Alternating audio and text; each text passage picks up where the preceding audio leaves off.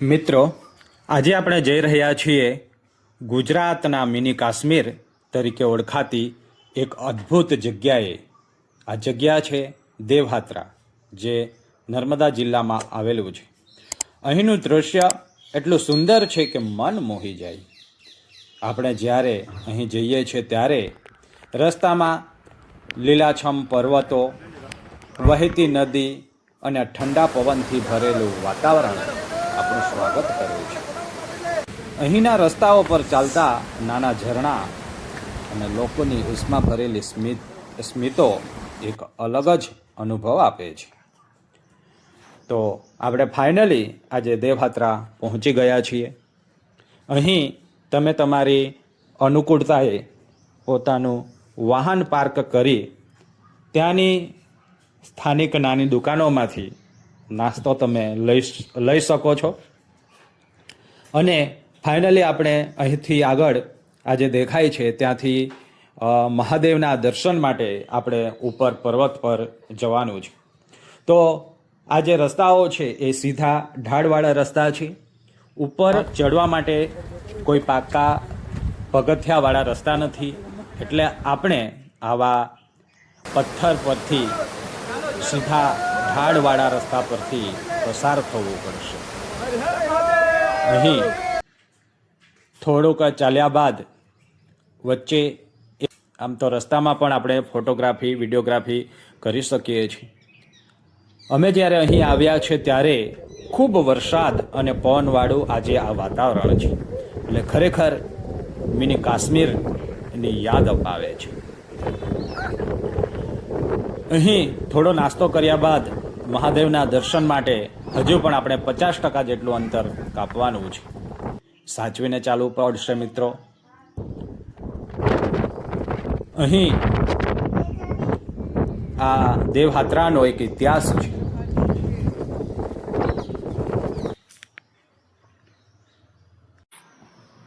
અહીંથી ભીલ રાજા પોતાનું શાસન ચલાવતા હતા અને એ માટે એમણે ઉપર એક કિલ્લાનું પણ નિર્માણ કર્યું હતું, જેના અવશેષો, કિલ્લાનો ગેટ આજે પણ મજૂદ છે, આપણને જોવા મળે છે. તો આપણે ખાલી હાથે જ્યારે ચડીએ છીએ ત્યારે આટલા હાંફી જતા હોઈએ, તો એ સમયના લોકોએ આટલા ઉપર કિલ્લો કેમ બનાવ્યો હશે, એક કલ્પના કરવા, એક વિચારવા જેવી વાત છે. તો ફાઇનલી આપણે આ કિલ્લા નજીક પહોંચી ગયા છીએ. આ છે કિલ્લાનો ગેટ, જે રાજાના કિલ્લાનો ગેટ છે. અહીંથી રાજા પોતાનું શાસન ચલાવતા હતા. તો ફાઇનલી આપણે ઉપર પહોંચી ગયા છીએ. આજે ખૂબ વરસાદ અને ખૂબ પવન હોય, ઠંડી પણ લાગી આવે છે. એટલે જ્યારે તમે વરસાદમાં આવો છો, તો ચોમાસાની સિઝનમાં આવો છો, તો તમારી સાથે એક રેઇનકોટ પણ હોવો જરૂરી છે. ઉપર બહુ જ ઠંડી લાગે છે.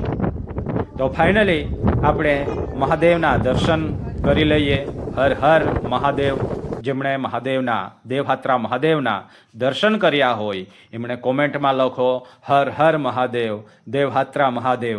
આપણે મહાદેવના દર્શન કરી હવે ફરી નીચે તળેટીમાં આપણે ઉતરવાનું છે.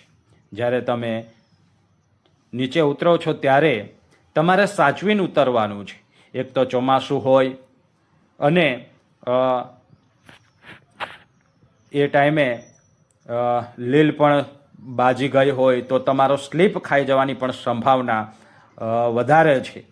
તો મિત્રો, આપણે દેવહાત્રા મહાદેવના દર્શન કરવા અચૂક આવીશું, પણ સાથે નાસ્તાની વ્યવસ્થા જાતે કરીને આવીશું, સાથે લઈને આવીશું. સાથે પાણીની બોટલ અને સૂકો નાસ્તો કે જે નાસ્તો હોય એ તમે લાવી શકો છો.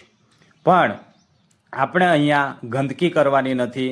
આપણે જ્યારે ફરી પાછા રિટર્ન થઈએ છીએ ત્યારે આપણી જોડે જે પ્લાસ્ટિક વસ્તુઓ કે જે કંઈ પણ બોટલ લાવ્યા હોય, પ્લાસ્ટિકની વસ્તુઓ, તો એ કચરો આપણે ફરી સાથે જ લઈ જવાનું છે.